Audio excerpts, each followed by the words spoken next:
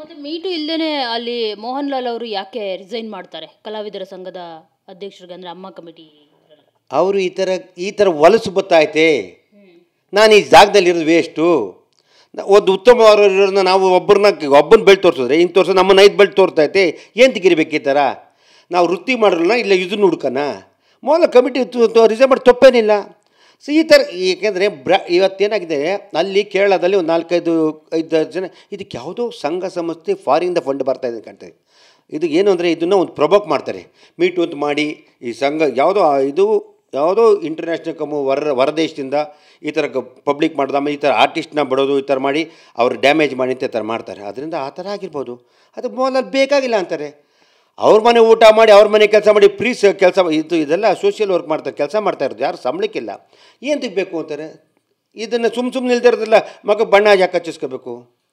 ಅದಕ್ಕೆ ಬೋಲರ್ ರಜನೆ ಅವ್ರು ಕೊಟ್ಟಿದ್ದು ತಪ್ಪೇನಿಲ್ಲ. ಆಮೇಲೆ ಅವ್ರು ಇರೋ ಡೈರೆಕ್ಟ್ರು ಇಲ್ಲಪ್ಪ ನೀನು ಮೀಟು ಅಂತ ಹೇಳಿದೆ ಕರೆಕ್ಟು, ನೀನು ಕೊಟ್ಟಿದ್ರು, ಅವತ್ತಾಕೆ ನೀನು ಅವ್ರ ಮೇಲೆ ಆ್ಯಕ್ಷನ್ ತೊಗೊಂಡಿಲ್ಲ, ಇವತ್ತಾಕೆ ಕೊಡ್ತೀಯಾ? ಎಷ್ಟು ವರ್ಷ ಆಯಿತು?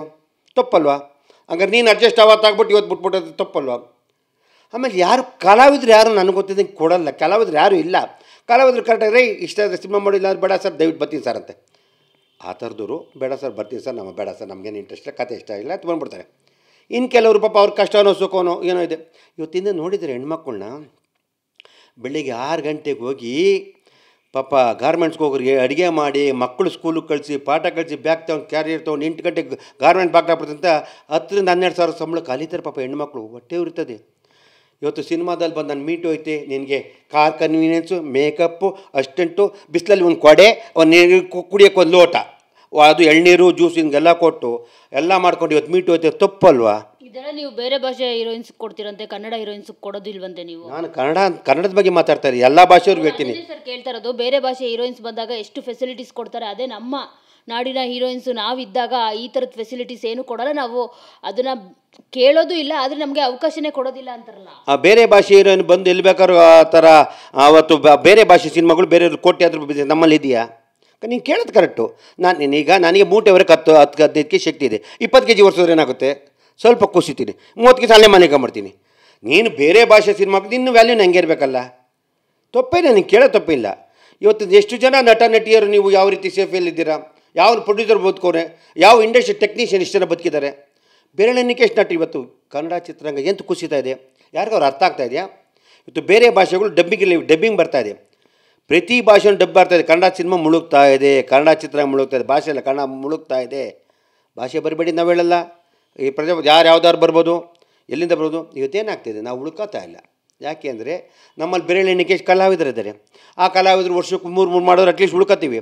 ವರ್ಷಕ್ಕೊಂದು ಸಿನಿಮಾ ಅವ್ನಿಗೂ ಭಯ, ನಾನು ನಾಳೆ ಸಿನಿಮಾ ಅವರೇಜ್ ಕೊಟ್ರೆ ಹೆಂಗೆ ಅಂತ. ಅದಕ್ಕೆ ಅವ್ರಿಗೆ ಎಲ್ಲ ಭಾಷೆ ಸಿನಿಮಾಗಳು ಮಾಡ್ತಾರೆ ನಮ್ಮ ಕಲಾವಿದರುಗಳು. ಇಲ್ಲಿರೋರು ಯಾರು ಮಾಡ್ತಾವ್ರೆ? ಅವ್ರು ಬೇಕು ದುಡ್ಡು ಬೇಕು, ಕರೆಕ್ಟ್ ಅವ್ರು ಸೇಫ್ಟಿ ನೋಡ್ಕೋಬೇಕು, ಅವರು ದುಡ್ಡು ಮಾಡ್ಕೋಬೇಕು, ಅವ್ರು ಚೆನ್ನಾಗಿರ್ಬೇಕು, ಅವ್ರು ಕರೆಕ್ಟ್ ಮಾಡ್ತಾರೆ ಕರೆಕ್ಟು. ನಾವು ಯಾರು ಹೇಳ್ಕೋಬೇಕು?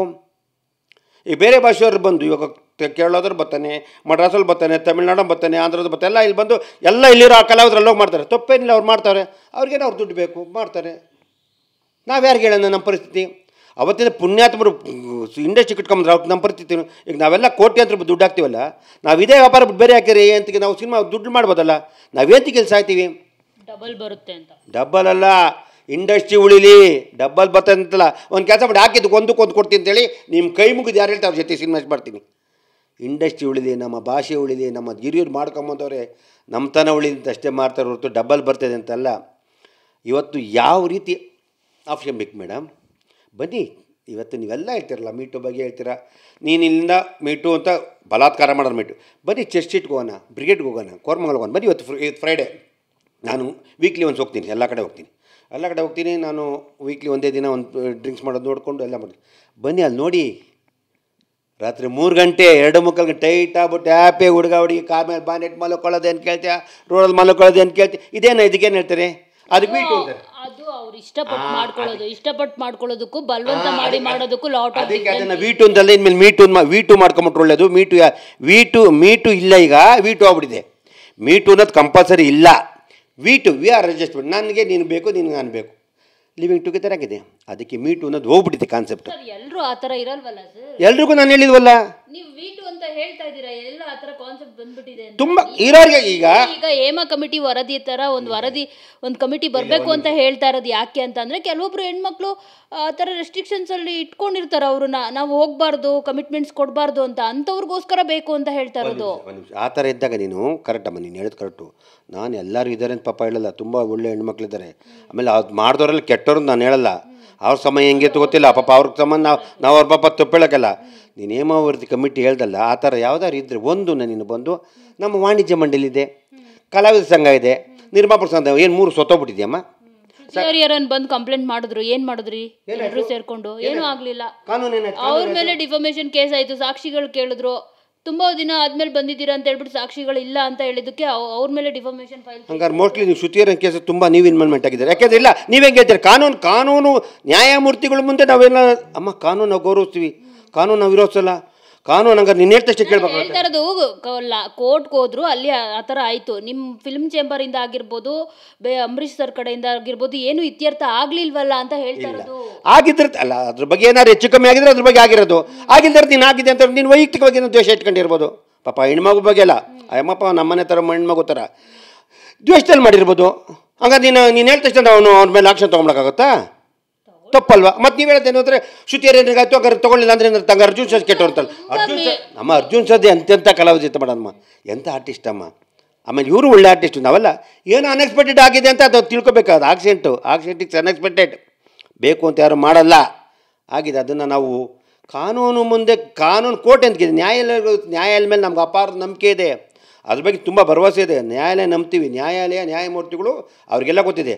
ಇವರೆಲ್ಲ ಹೇಳಿದ ತಕ್ಷಣ ನ್ಯಾಯಾಲಯ ಒಪ್ಪಲ್ಲ. ಕಾನೂನಿಗೆ ಸಾಕ್ಷಿ ಬೇಕು, ಸಾಕ್ಷಿ ಇದ್ದರೆ ಯಾರಿಗೆ ಆಗಲಿ ಶಿಕ್ಷೆ ಕೊಡ್ತೀವಿ. ದೊಡ್ಡವನು ಚಿಕ್ಕವನು ಭೇದ ಭಾವ ಏನಿಲ್ಲ ಕಾನೂನು ಮುಂದೆ, ದೊಡ್ಡವನಿಗೆ ಒಂದೇ ಚಿಕ್ಕವನಿಗೆ ಆ ರೀತಿ ಇದೆ. ಕಮಿಟಿ ಮಾಡಿದ್ರೆ ಸರ್ಕಾರದ ದುಡ್ಡು ಲಾಸ್ ಆಗುತ್ತೆ. ಆ ಥರ ಯಾರು ಆ ಥರ ನನ್ನ ವೈಯಕ್ತಿಕ ಅನಿಸಿಕೆ ಯಾವ್ದಾರು ಅನ್ಯ ಆದರೆ ವಾಣಿಜ್ಯ ಮಂಡಳಿ ನಾವಿದ್ದೀವಿ, ನಿರ್ಮಾಪಕ ಸಂಘ ಇದೆ, ವಾಣಿಜ್ಯ ಮಂಡಳಿ ದಯವಿಟ್ಟು ಬನ್ನಿ. ಆಮೇಲೆ